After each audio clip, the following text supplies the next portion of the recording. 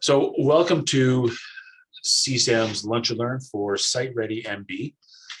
This is a program designed to help with new and vulnerable workers, letting them know what the hazards are on job sites, getting them ready for things that they will experience in construction.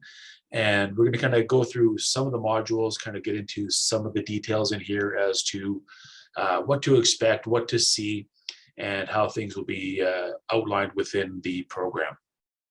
Joining me today is Marla. She is our Programs and Designations Coordinator. She is one of the people who is responsible for the NCSO and NHSA designations. She is also your key contact for SiteReadyMB. And she works with our client services department on contacting the new to WCB and new to CSAM members. My name is Matt. I am also a client services advisor here at CSAM, and I reach out to these new members as well and kind of welcome them to CSAM, help them build and implement their safety program. And that's kind of what SiteReady is here to help them with, is as they bring on new workers. A lot of companies we found don't have a lot of time to orientate workers properly, or to the extent that maybe they should be. So this program here will help them to identify certain things in and around construction in general. On your screen, you should be seeing our CSAM website, and we'll kind of get into where to find SiteReadyMB. So in the middle, we have our black bar, and we're going to go to the training tab. From there, we have the drop-down menu, and we'll be clicking on SiteReadyMB. Once we have here, it goes through the different responsibilities and the trainees, what they can expect to see, and it goes through the cost and the requirements. If there are any questions that come up, SiteReadyMB@constructionsafety.ca is the email address, and it'll get sent to Marla, and she will help answer and redirect those questions in the appropriate manner, get you guys the answers you're looking for. I should point out here down at the bottom, estimated time to complete this is approximately a full day. So the 6 to 8 hours is a realistic timeline. There are no real ways to circumvent or shortcut this system. We want to make sure that it is a full day worth of training. There is a lot of content in here. There's about 20 modules that will be discussed and reviewed. So we want to make sure that the guys actually understand what is going through here when we get into this. So we'll click on the SiteReadyMB. And as you can see, we're just waiting to log in here. So I have already logged in, and I have it available for another 37 days. If I go to launch,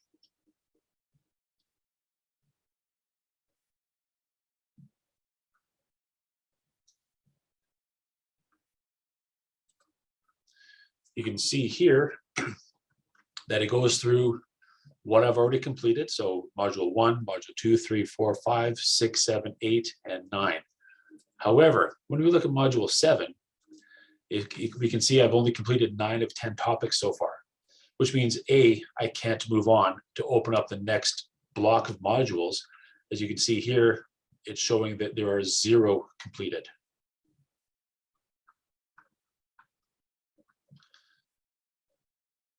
Once I'm in here, I can also go back and I can take a look at my results. I can take a look at my exams so far. In order to move on to your next block of modules, you must have a minimum of 80% in that block of modules exams. So if I check the class progress,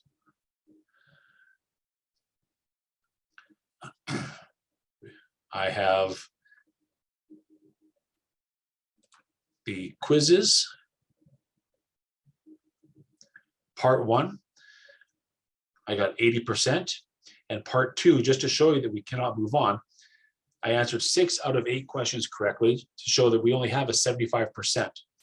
Therefore, with the 80%, I can open up my next modules of 6 to 9, but because I haven't passed that part 2 quiz yet, I cannot open up my next block of modules.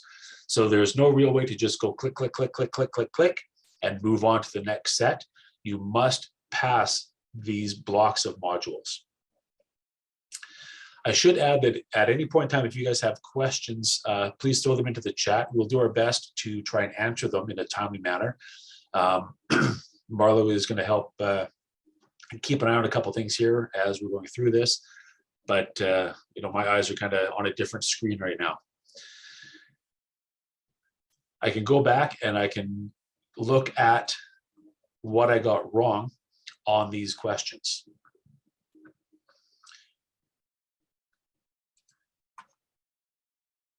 We can open up and we can see that we can redo it.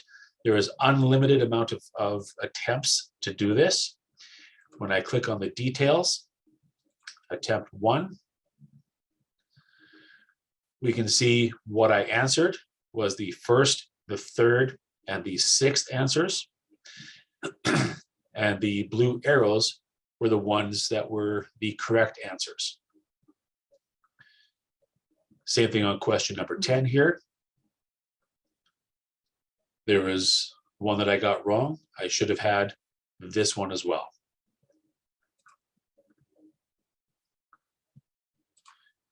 To go back, we're going to go to the content tab at the very top. And here we can see all the modules down the left-hand side. And as you mentioned, there are 20 modules as well as a course conclusion exam, which covers all 20 modules together. So as the example, if we open up module 1, there are the topics in and around here talking about legislation, what it is, and how to use it in the construction industry. When we click on the introduction, there is a lot of content. There is a lot of yellow words, and the yellow words we can click on, and it gives us a quick little definition.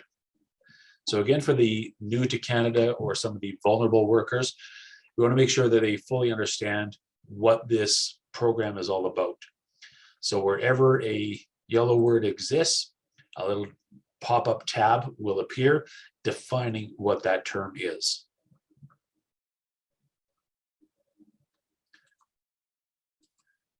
Now within SiteReadyMB, we have some guides along the way.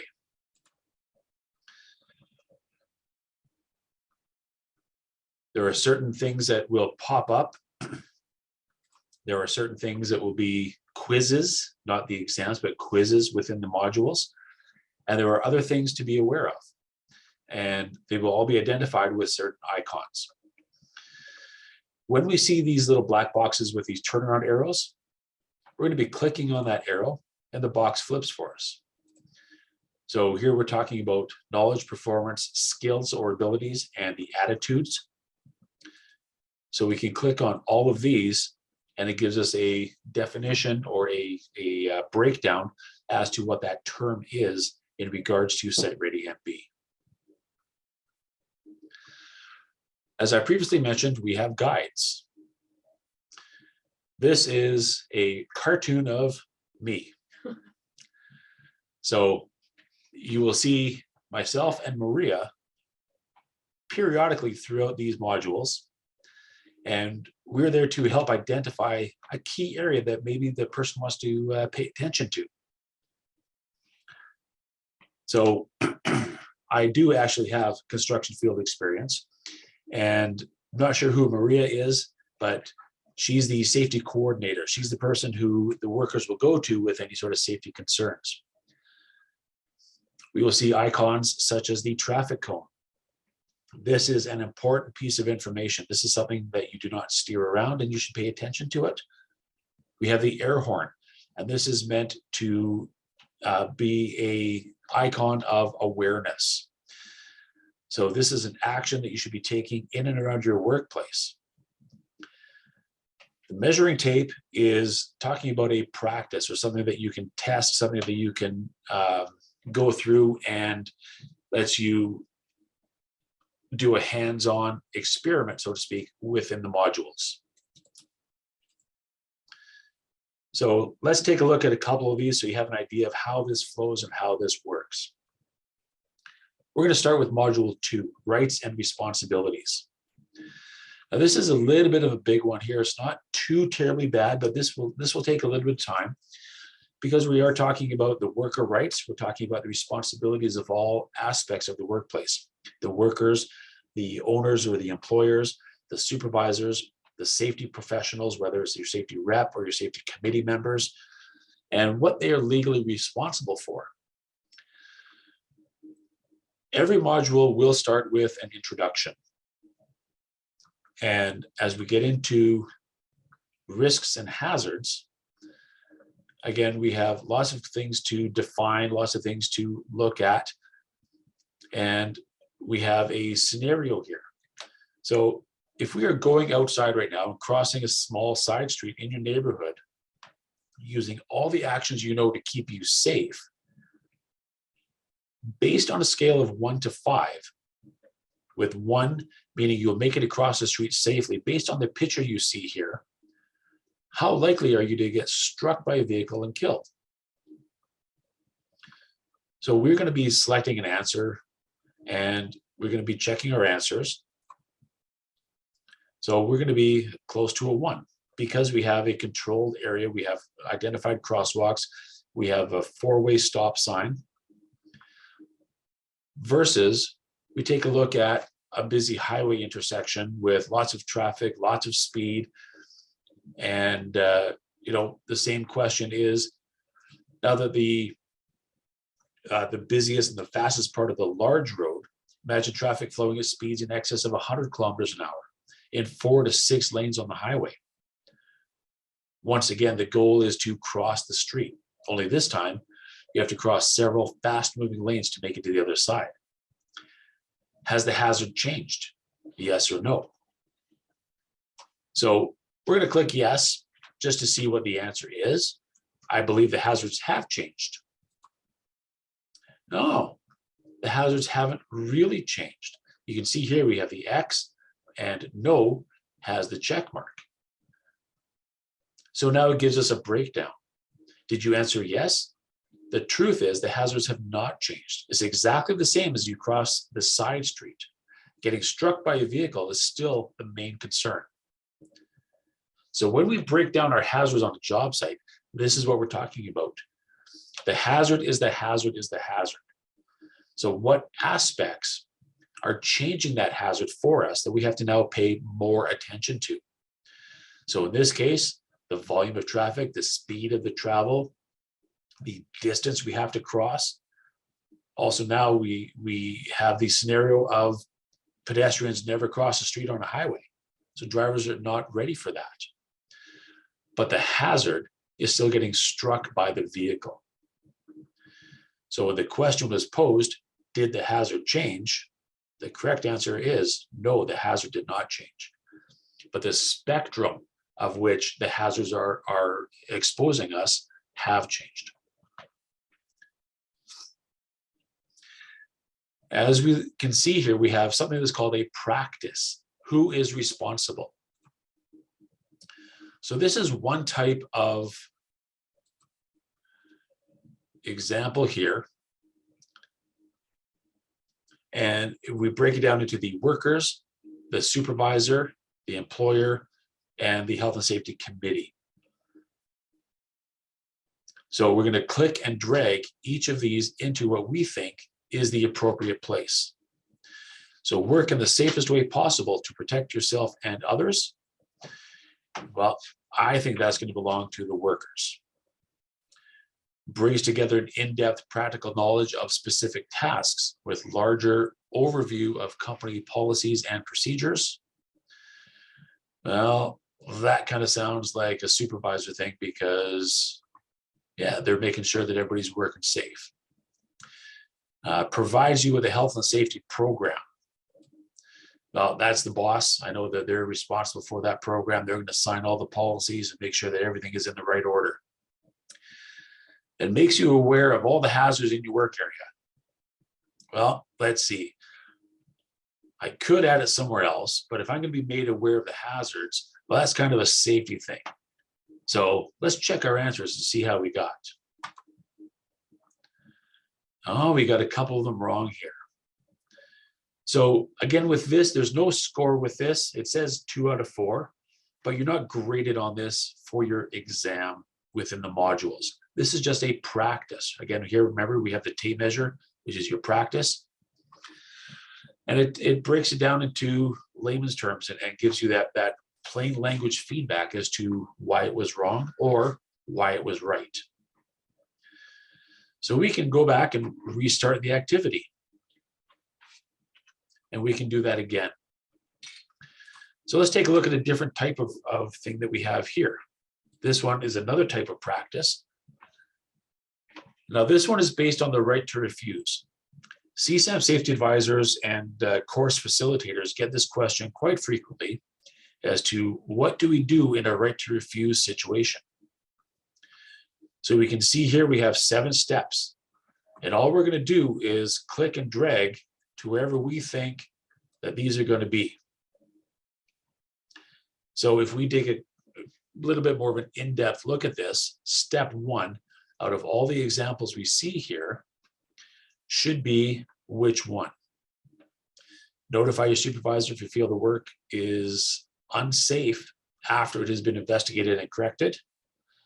Well, we're talking about afterwards, so that doesn't really quite work. So if we look at this one, report the unsafe work to your supervisor right away, let's drag that up to the very top. And correct any undue hazards found in the investigation before work continues. Investigate the concern with your supervisor. Well, we have to investigate before we can correct anything.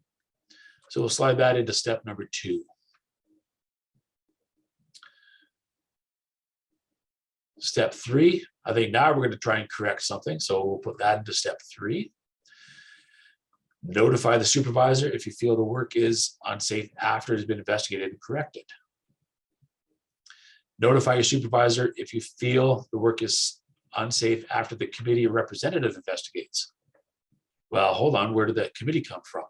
Do we have anything else in here that talks about that? So I'm going to flip these two just a little bit, and we're just going to check our answers. 5 out of 7. So the last 2 I didn't really look at that closely. We can see that we got those 2 incorrect.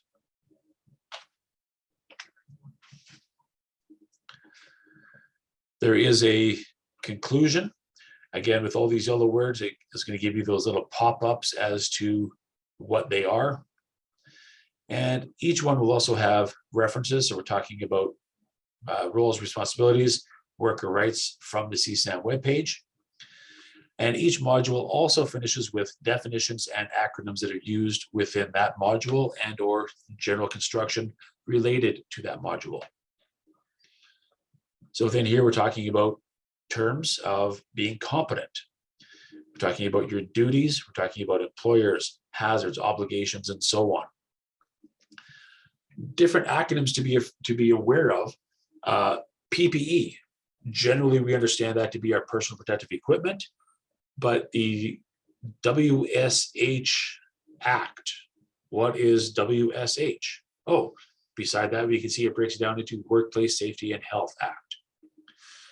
So these acronyms will now be used going forward in other modules, and we have now a base knowledge as to what those acronyms are. So we're going to double click on the box, close everything up, and we're going to open up module 3. Again, we get into our introduction. So what are we going to find out here? The difference between a hazard and a risk, because now we're talking about hazard management. Now, how the hazards relate to your rights and responsibilities, which we learned a few minutes ago in our module 2. Our hierarchy of controls, So let's take a look at this activity here. Again, the tape measure shows us this is a practice activity. So we're taking a look, and I'm sure some people have seen this little triangle thing before. Items found, 0, 5. So click each method of controlling hazards to learn more about them. So we have the 5 different colors here. Let's click on elimination, and it breaks it down into what that is, getting rid of the hazard altogether. And we see now that's turned into a green color, not so much blue. The wording has also gone green.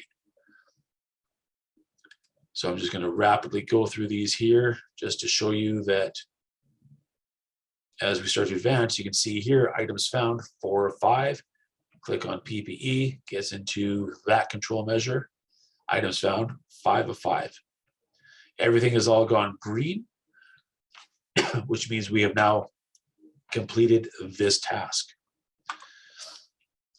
So as we get into the practice of the hierarchy, which goes where? And we could go back and look at the other example that we just did, or we can try and do our best guess. So again, this is just going to be a click and drag to see which one fits where.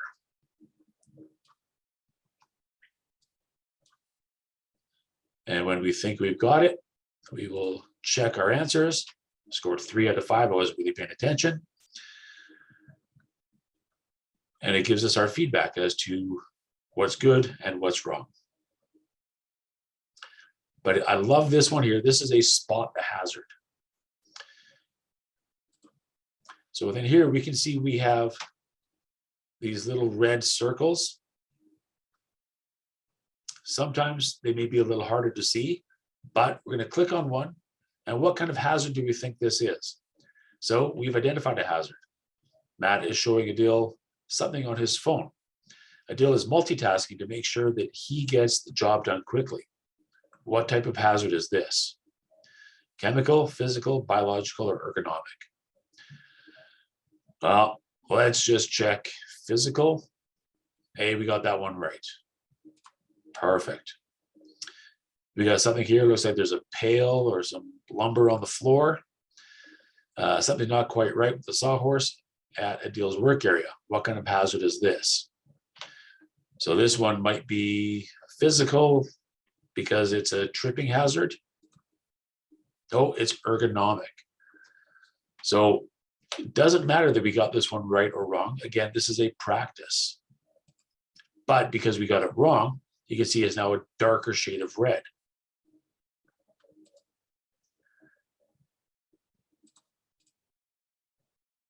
So without just, or with doing this and not reading what the content is, you can see that we're going to be spending some time on here not getting this done. So we want to make sure that when we go through here, we found 4 items, but we only got 1 correct. So that may come into play when we do our exam for the first 5 modules. If we don't fully understand what the hazards are, the type of hazard is going to affect us during that exam process. It gets into the hazard assessment. And what is a hazard assessment? Why do we do them? When do we do them? What are the aspects and the content of a hazard assessment? So we have our probability and severity.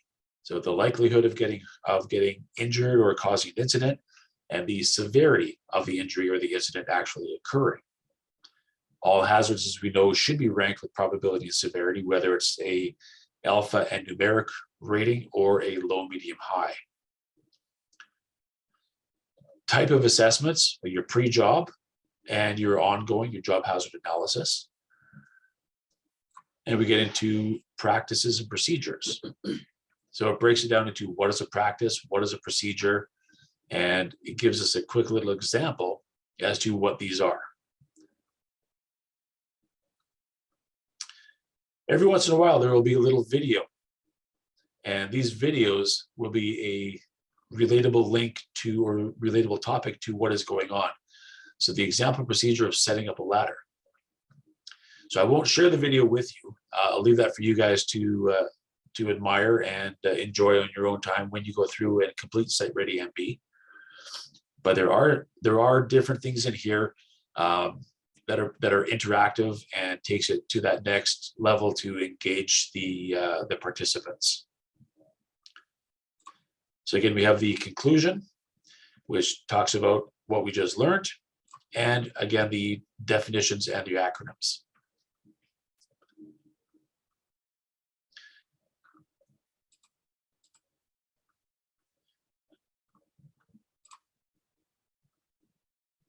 I'm just going to get into a couple of the other examples of the practice things that are in here.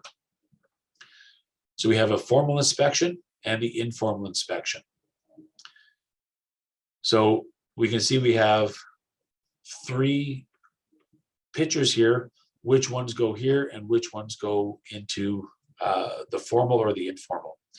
So with this, we're going to click on the formal inspection, and a pre-use inspection of your tools and equipment should be documented. So that should be the formal inspection. I'm going to click and bring that to there. And it gives us the yes or the no. So pre-use inspections can be formal and informal. So now we have a green check mark.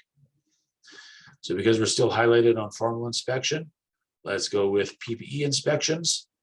Because we know we have to inspect all of our PPE on a regular basis and or pre-use to make sure it is in good condition to help protect us from hazards. And we have another green check mark. The shadow of the box here has gone outlined in green, which is good. We click on informal inspections. And as you can see, we are now getting into all 3 check marks. We have completed this practice test.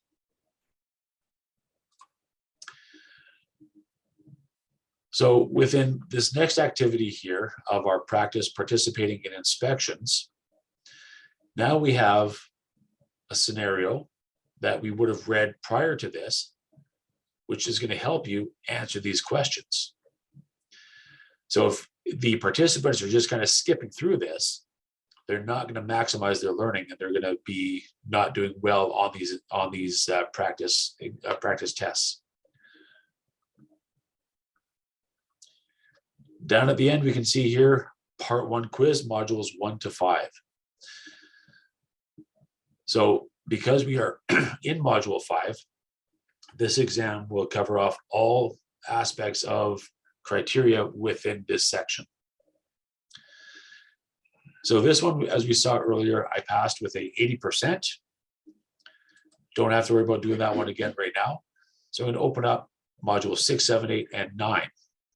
However, you can see that there's these little white arrows that are in the black boxes, but there's nothing open from 10, 11, 12, all the way down to module 20, because I haven't passed module 6 to 9 exam yet.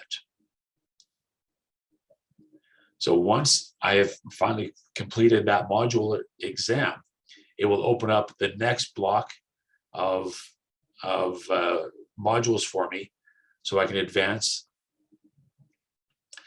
Module 10 is our WHMIS, and when you have completed this, you and your participants will get a WHMIS and SiteReadyMB course completion certificate. As stated in legislation, all employers must specifically train their employees to the products that are used and or that the employees will be exposed to within their workplace. So just because they may not be using cleaning products, but the cleaning products are stored in one of the staff bathrooms, they should be made aware of what those products are and how to find the SDS sheets, how to read the labels, whether it's a workplace label or a supplier label, and be aware of the controls of that product.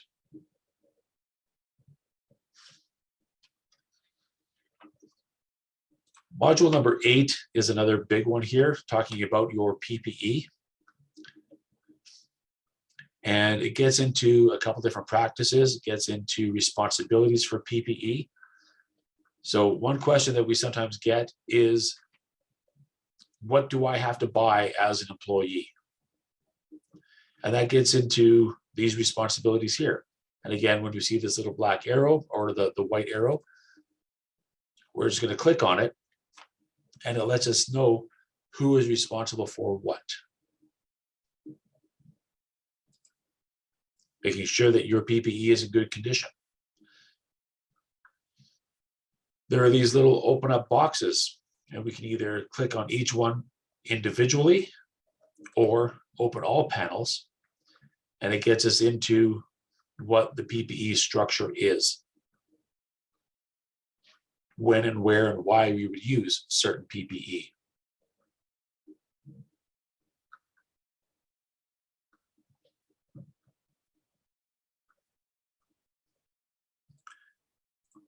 So without giving away too much more on what this is and kind of a lot of the content in here, that's kind of the highlights of what this content is.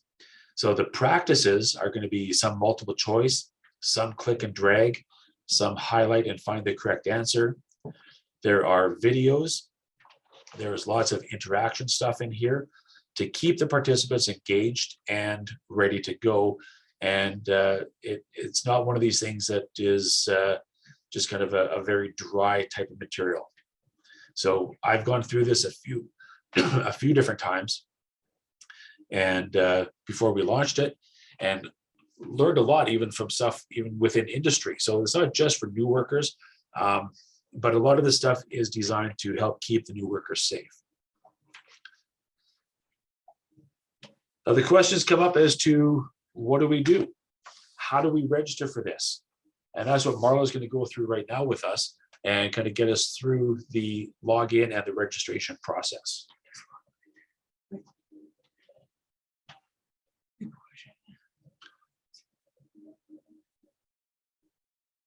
So we're just reading a quick question in the chat here from Michael.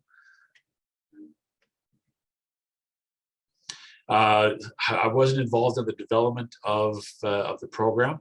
That's why there is the definitions and the acronyms in there. There is the highlight of the words in there to explain to people in further detail what these words actually mean. So my guess is probably a very strong yes, but again, I wasn't involved in the development of this.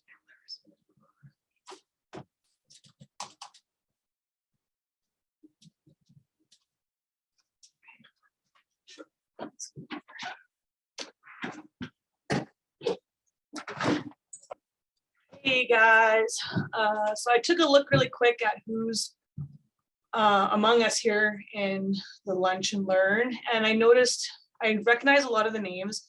So I assume that there's going to be two different sorts of registrations here. I'm assuming that some of you are going to want to register people individually, and then there's also going to be some of you that are going to want to register groups of people, I guess, within your company. So you're going to want to keep track of your groups and be able to, I guess, monitor, look at their files and whatnot. So I'm going to start going through it as an individual registration first. Let me just get out of here.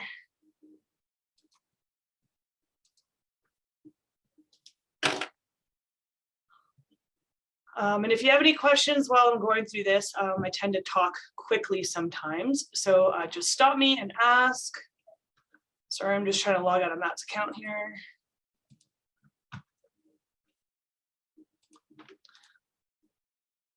I want to go back to the website. Where do I go? I just need to go back to the website earlier. There we go. Okay, so to start registration, regardless if you're wanting to do this as an individual person or if you're wanting to create a group account, you do need to register yourself. So if you just go to the website under training to the SiteReadyMB webpage, scroll to the bottom and there is Get Started. So click on the Site Ready toggle and you're going to create an account.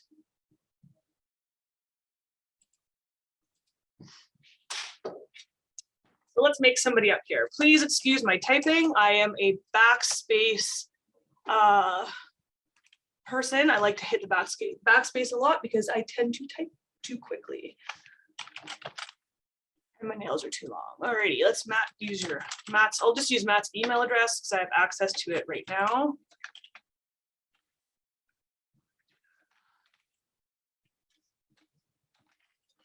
Matt has a strange keyboard, so I'm having a hard time typing on it. He's got one of these fancy ergonomic ones.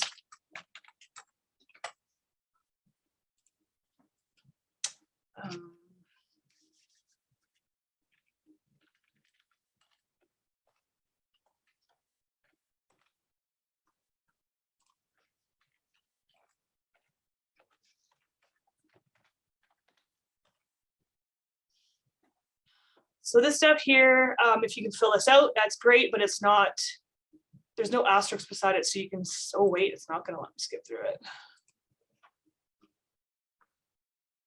Oh, let's try that again. Need a new password.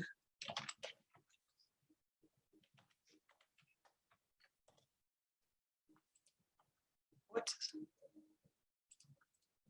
Sorry, guys.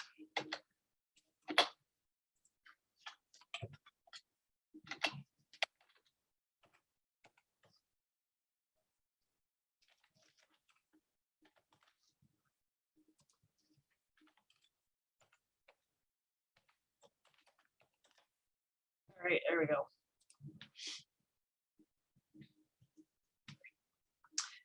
So once you sign up, you're going to have to go to your email address, get your confirmation code.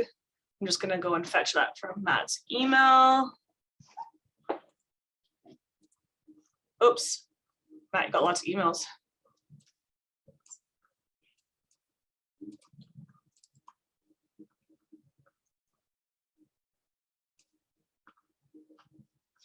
So you're going to get an email. All you need to do is copy the PIN that you're going to be given, drop it in there, and confirm.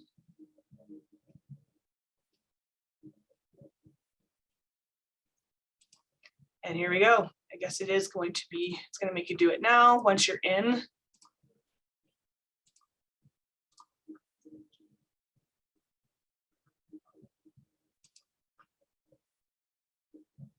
So there you go. So once you've filled in the obvious information as you go, you're going to be inside the course. So once you're within the course, myself, so Tom Smith, you can purchase a license right here. You purchase a license, obviously go through, it's pretty self-explanatory here. You pick your quantity. Why is it not letting me do that?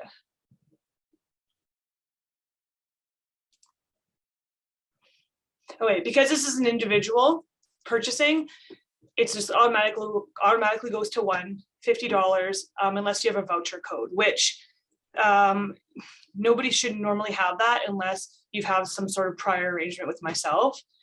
So hit next, enter your credit card information, which I'm not going to do that right now. And then once you've done that, let's get out of here. Once you've done that, you're going to find your licenses in your file, which I'm going to go in soon and I'll be able to show you, but it's pretty self-explanatory. Once you get into the course, you're going to have a place where right there. So you're going to have purchases. You're going to have your activation keys in here, and you'll just be able to click on it and it'll bring you to, bring you to the course. So now it's pretty self-explanatory for that part. That's all you really need to do. So the only thing for groups. So say Tom Smith works for, I don't know, ABC Construction, and we have many employees, and we want to register. Oh, I as Tom want to register people, but I want to be able to see if they've finished the course and just kind of keep track of my employees and to see who has done it and whatnot, and just have a running list of people who have completed or not completed the course. So with this file or this account that we've created, this one here cannot do the course. So as myself as Tom Smith, if I want to do the course, I need, once I'm created amongst a group, I'm going to want to invite myself to do the course. So when Tom Smith created this profile, it's going to be strictly to be a group administrator. And then Tom is going to call me and I'm going to set Tom up into his company, into his organization as the administrator. And then from there, that's where he will be able to sign people up and buy licenses and whatnot. So I'm just going to sign into an account that I have really quick here on my end. Sorry, there's a whole bunch of windows here open. Did you put it out aside?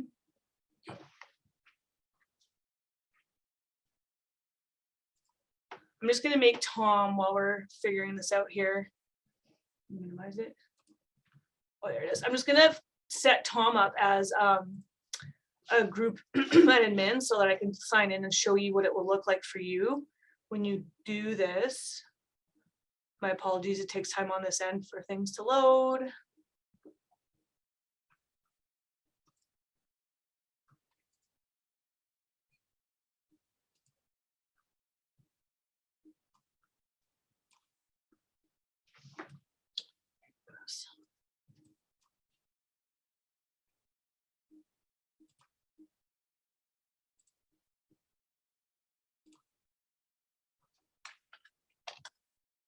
Let's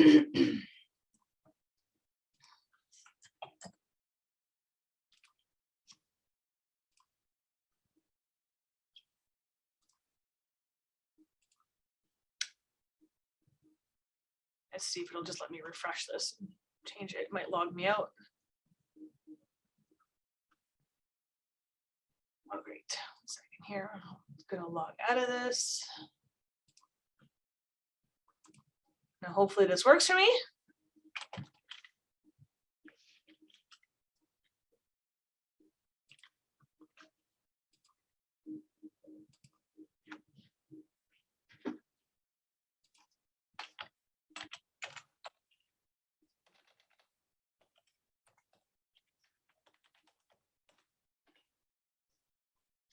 Of course.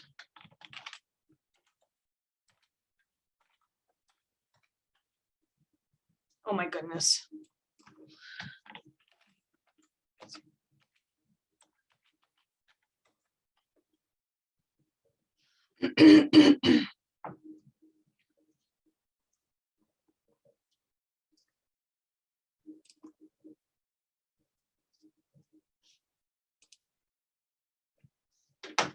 So I added Tom to a course, or to a class, sorry, to a company, which there have been some changes within the system because this is.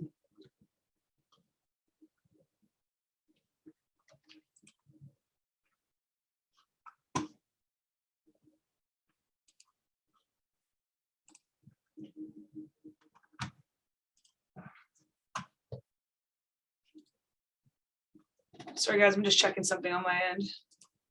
Managers.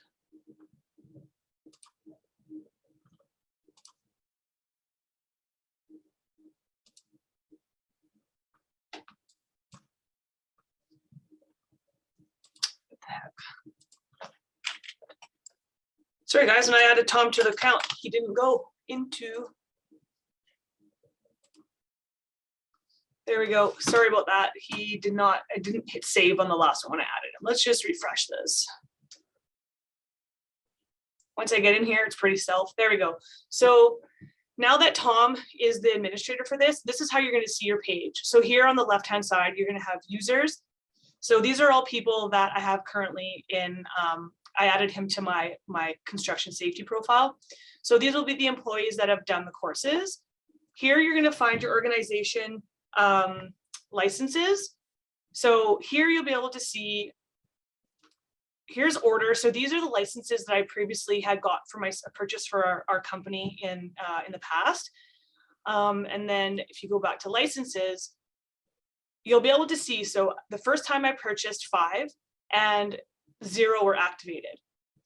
And then another time I purchased 2 and 2 of them were used. So those ones are done. And then here I purchased 8 and 5 were activated. So you can kind of tell how many licenses you have every time you purchase them. So when you purchase a license as a group, so say you purchase 5 licenses like I did here, what you get is 1 license that you can use 5 times. So if you hit organization, or sorry, if you go to orders, license keys. So this here would be the license key. Copy it. You can either A, send this to the person that you want to do the course and they can activate it themselves, or you can go to invite students on the left-hand side, add students, and here is where you'll put their email addresses. So to invite your 5 people, 5 email addresses, and then they'll receive an email with the license key, and then they just need to follow the directions in their email. It's very short email, very self-explanatory. There's links that bring them straight to the site, and all they need to do is copy and paste the license key into access their course. It's very simple. And that's it for that. So then when, as a manager, you'll be able to see now if that person has activated it. So this person, you can see that Dick Giesbrecht, he finished the course here. He has the date. Then there's some other people that did not finish the course and it expired. So you can kind of keep track of who you've invited and who completed the courses, who didn't, and whatnot. Just so you know, as a note, when you purchase a license, that license, when you send out the invitation, you have 60 days to accept that invitation. If a person sent a license and they don't accept the license within 60 days, it just expires. It does go back into your bank of usages for your license keys, so you don't lose anything. No money is wasted. The license keys are only I guess become unuseful is when they're used. So you can actually buy 5 licenses and actually send it out to 10 people. And once you've done that, once that license key is used 5 times, then it's used. So that's for that. Once a person has accepted the license key and they have activated their account, excuse me, they've activated their account, they have 60 days from initiating that license to finish the course. So you can go in and out of the course as much as you need. The course will bookmark you where you left off. So when you sign back in, you can continue on with the course. And yes, so you have 60 days from initiating the invitation. So that's all I can think of right now. Is there any questions on any of that?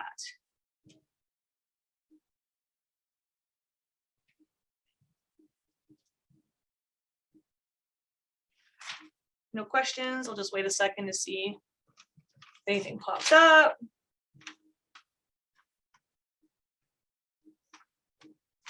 Okay, so if you are wanting to buy a single usage license, you obviously do that on your own. You don't need to contact us. You don't need to, unless you have any questions, but you don't need to contact us to do anything for that. If you have a group that you want to create, then all you need to do is contact me. So you'll register yourself, your name, and then you will contact me and I will just create you an organization and I'll flip you into that organization as an organization manager. So you do need to call me for that, and then we will get that set up. 1 second here, I've got a question from Jenna.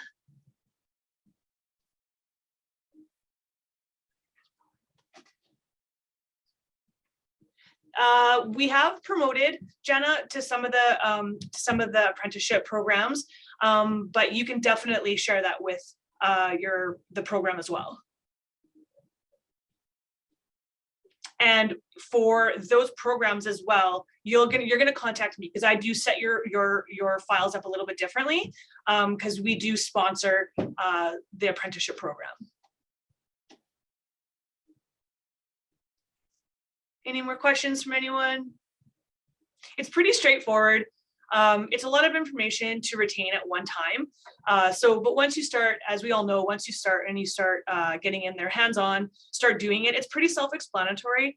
But I mean, at any time, if you have any questions or get stuck or just uncertain about something, by all means, give me a call or email me as well.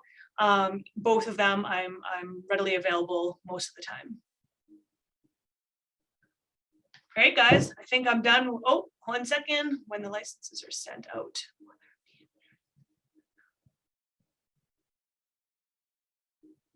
Well, when the licenses are sent out, there's not much to set up. Honestly, there's in the email, it gives them the direct link to the program. And the license key is pretty bold in the email, so you can't really miss it. It's very long.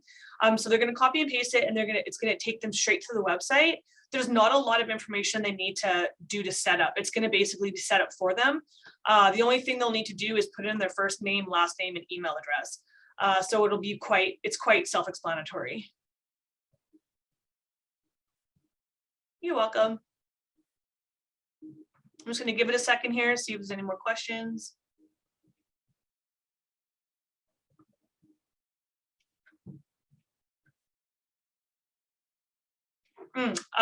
Something to note while we see if any more questions come up. Requirement for the course, we do strongly suggest using Google Chrome. If you use another web browser, I can't be certain if you're going to run into any errors. Some things could possibly be could possibly not work. I'm not sure. We do highly suggest. I think the program was developed around Google Chrome. Does this replace Scott? No, it does not. It's a different and alternative program. Scott is what we call the Safety Pass. So the Safety Pass would be largely, we would suggest for students, high school students, and for home builders. And general companies, you can use it for, I guess, for refreshers, you can still use it as your orientation program, but this is definitely different. It's a lot more in depth, a lot more information to use. This is a great program for definitely for newcomers, for the apprenticeship students and that sort of thing. So it definitely does not replace Scott. It's different. All right, well, you know what, guys, I think that's it. Again, my name is Marla. Give me a shout. Most of you I see in the chat do know who I am, and I've spoken to many of you before. If you have any questions, please do give me a call. You can email me as well. I do not work on Fridays, but if you email me, I'd be sure to get back to you, usually as soon as I get some of the emails. And if there's something I cannot help with, I will forward it on to one of my colleagues. So again, I hope you guys enjoyed the Lunch and Learn. I hope you guys learned something. Anytime, give us a shout. We're happy to help. So we will be making this presentation available on our website, or on our YouTube channel. And so if there's any other questions or concerns, you can go back and reference this again. And we hope to see you guys all soon. Thank you very much. Thanks, everybody.